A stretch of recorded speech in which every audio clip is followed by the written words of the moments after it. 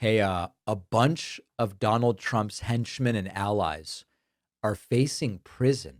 Think about this. Trump's Justice Department is waging war on his political enemies. We know that, we've talked about it.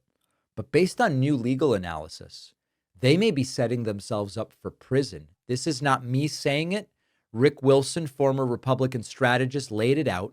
These Trump loyalists are committing potentially career-ending, life-wrecking felonies in broad daylight. Now, let me explain what's at stake. I think it's pretty easy to understand.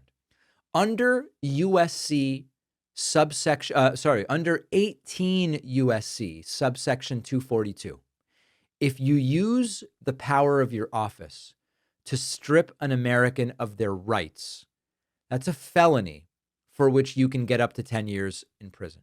If someone is seriously harmed, you're talking about potentially life in prison. Section 241 makes it a felony just to conspire in the abuse. And if you add obstruction of justice, that's 5, 10, 20 years. Every one of these kangaroo indictments, fake affidavits, phony leaks to Trump's propaganda machine, these are felonies. And these people, Pam Bondi, Kash, Patel, Lindsay Halligan, the following orders crowd, they believe Trump's going to save them. They believe he will pardon us, he will protect us. But let's be real for a moment. Trump has a long history of burning everyone around him the second they're no longer useful. His lawyers are going to be left twisting in the wind like they've been in the past. His aides could end up hung out to dry. His so-called friends, who does Trump really have friends? I don't know, betrayed on a whim. And Rick Wilson points out the obvious. Trump isn't exactly the healthiest guy. Even if there's a plan to hand out the pardons, what happens if he is unable to, for whatever reason? These people are going to be left holding the bag, and their careers will be gone. Their freedom could be gone, and they could be trading their oath to the Constitution, which they violated, by the way, for a prison jumpsuit. So this is the loyalty trap. We've talked about it before. Trump's currency is loyalty. He demands absolute obedience. He promises protection. The protection isn't really worth that much because there's one-way flow of loyalty. It goes to Trump. The more you give him, the more you sacrifice, but the more likely you could end up being the fall guy or the fall gal. Because when the music stops, Trump moves on. And that's where the history lesson kicks in. Rick Wilson, interestingly enough, invoked Nuremberg.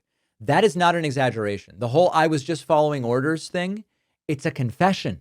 It's not a defense. And when people use their power to persecute others under authoritarian regimes, they don't get medals. They often end up getting trials and prison. They get remembered as villains, not as patriots. Do we think Pam Bondi will be remembered as a patriot for helping to violate due process in the way that she has helped to do? I don't think so. I actually go back to Arnold Schwarzenegger, who I don't agree with in a lot of areas. I think Arnold's wrong on Proposition 50, for example. I support it. He's against it in California. But when we think about the big picture of those who are on the wrong side historically, as Arnold has pointed out about his own father, they don't end up the heroes in the history books. The danger is bigger than Trump's cronies. I do think that a democracy is at stake here because Trump has this blueprint.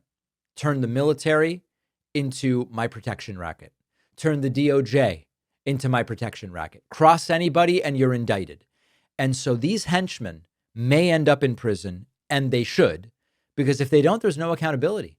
It's not just Trump's racket. It becomes the new normal for the country if they're able to get away with it. So someday, remember, due process. If they are investigated and charged and convicted and sentenced, and the cell door slams shut, I hope that they will ask, was it worth it?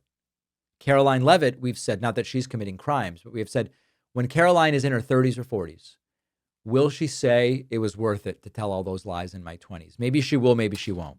But what about people that might end up in prison?